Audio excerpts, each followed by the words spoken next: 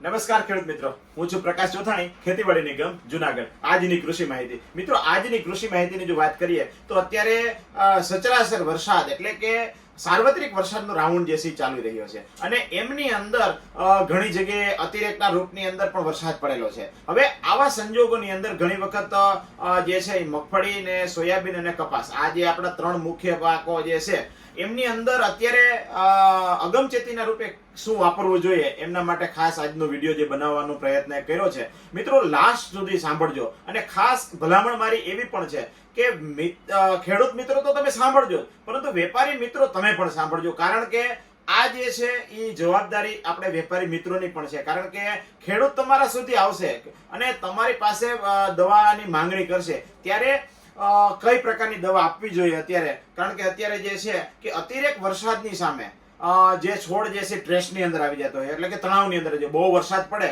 અથવા બહુ ઠંડી પડે અથવા બહુ જે છે એ ગરમી પડે, તો આવા સંજોગોની અંદર છોડ જે છે સ્ટ્રેસમાં આવી જાય. સ્ટ્રેસ એટલે તણાવ. હવે તણાવમાં છોડ આવી જાય એટલે એની પ્રોડક્ટિવિટી, જે ઉત્પાદનની ક્ષમતા હોય અથવા વૃદ્ધિની ક્ષમતા હોય છે એ જે છે ઘટી જતી હોય. આવા સંજોગોની અંદર આપણે શું કરવું જોઈએ એમના માટે ખાસ આજનો વિડીયો જે છે એ બનાવવામાં આવ્યો છે. હવે મગફળી, સોયાબીન અને કપાસ, આ ત્રણ પાકો જે છે એ આપણા જે સૌરાષ્ટ્રની અંદર થતા મુખ્ય પાકો છે અને આ પાકોની અંદર અત્યારે જે છે સ્ટ્રેસ મેનેજમેન્ટ માટે શું કામ કરવું જોઈએ તો એમની હું તમને જો વાત કરું તો અત્યારે જે છે એ મગફળીની અંદર મારા ખ્યાલ મુજબ 30 થી 35 દિવસ જેવો સમય થઈ ગયો છે અને આ 30-35 દિવસની અંદર જે છે એ વેજીટેટિવ ગ્રોથ વધારવાનો હોય છે આપણે, અથવા એ જે છે એમની અંદર આપણે પહેલો રાઉન્ડ જે છે ફૂગનાશકનો પણ આપણે આપતા હોઈએ છીએ. સપોઝ કોન્ટાપ કોઈ વાપરતા હોય છે, કોઈ મલાકી વાપરતા હોય છે, કોઈ રસબ્લાસ્ટ વાપરતા હોય, કોઈ પ્રાયોક્ષર વાપરતા હોય, તો આ જે દવાઓ જે છે અથવા કોઈ ઈયળનાશક દવા હોય એમની સાથે તમારે જે આપણું જે ઉત્પાદન જે છે એ સ્ટ્રેસના કારણે અથવા તણાવના કારણે જે 60% ઘટતું હોય એ ન ઘટે અને જે સારામાં સારું રિઝલ્ટ મળે એમના માટે તમને ભલામણ કરવાની છે એ જે છે એ પ્રાઇમસી આલ્ફા. મિત્રો આ પ્રાઇમસી આલ્ફા આપણે 2 વર્ષથી આ ભલામણ કરીએ છીએ અને હરેક ખેડૂત મિત્રોના તમે કોમેન્ટ બોક્સની અંદર પણ વાંચી શકશો કે બધાનો એક જ વ્યૂ છે કે પ્રાઇમસી આલ્ફા પ્રકાશભાઈ જે છે છોડ માટે અક્ષર ઇલાજ છે અને સારામાં સારી વસ્તુ છે અને તમે જે ભલામણ કરો છો એ ખૂબ જ સારી છે. તો એ પ્રાઇમસી આલ્ફા જે છે એ જે છે 40 ml જે છે પ્રતિ પંપની અંદર કોઈ પણ દવા સાથે મિક્સ કરીને જો તમે આપશો તો જે સ્ટ્રેસ આવે છે, છોડ ઉપર તણાવ જે આવે છે એ તણાવ નહીં આવે અને એનું જે ઉત્પાદન જે છે તમને સારામાં સારું મળશે. મિત્રો આનું એક કામ તો સ્ટ્રેસ મેનેજમેન્ટનું છે જ, બીજું જે છે એ તમારું ઉત્પાદન વધારવાનું કામ, કારણ કે આની અંદર જે છે એ અન્ય તત્વો પણ આવેલા છે એટલે જે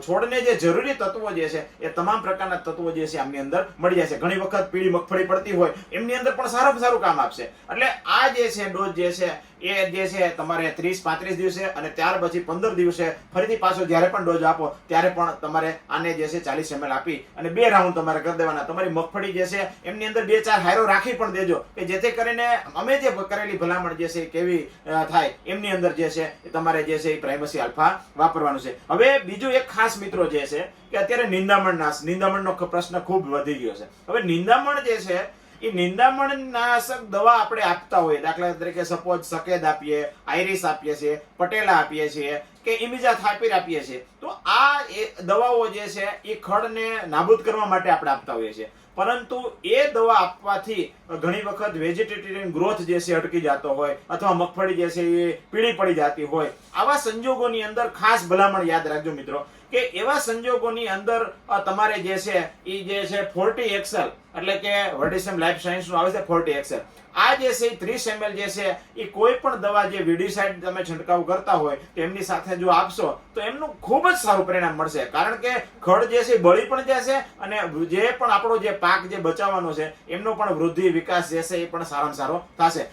એટલે આજે જે છે એ મારે ખાસ તમને જે ભલામણ કરવાની હતી એ જે ભલામણ મેં તમને કરી છે અને આ જે 2 વસ્તુ 40 XL અને પ્રાઇમસી આલ્ફા, મેં તમે જે પ્રાઇમસી આલ્ફા જે કીધું છે એ પણ ટ્રેસ મેનેજમેન્ટનું કામ કરે છે અને એના જે છે 2 રાઉન્ડ તમારે લેવાના છે. અને આ જે છે એ તમે કોઈ પણ વીડીસાઇડ દવા તમે છંટકાવ કરતા હોય, ઘણી વખત કપાસની અંદર પણ ખેડૂતો વીડીસાઇડ દવાનો ઉપયોગ કરતા હોય, તો એમની અંદર પણ 30 ml જો તમે છંટકાવ કરશો તો જે છે એને વૃદ્ધિ અટકશે નહીં, સારામાં સારી વૃદ્ધિ થશે અને ખડનું પણ રિઝલ્ટ તમને સારું મળશે. મિત્રો, આવી નવી વાતો અને અવાનવા સમાચારો સાથે આપણે મળતા રહીશું. પણ જે લોકો આ જે વિડીયો જે છે પહેલી વખત જોતા હોય તો એ લોકો તમે સબસ્ક્રાઇબ કરી દેજો, લાઈક કરી દેજો અને શેર કરજો. બીજું ખાસ, તમને જો તમે પ્રોડક્ટ વાપરી હોય અને તમને જો સારું રિઝલ્ટ મળ્યું હોય તો કોમેન્ટ બોક્સની અંદર અચૂક લખજો. બને ત્યાં સુધી હું પ્રયત્ન કરીશ કે એમની અંદર તમને જવાબ આપવાનો પ્રયત્ન કરીશ. પરંતુ ખાસ મિત્રો, ખાસ એક આગ્રહ મને રાખજો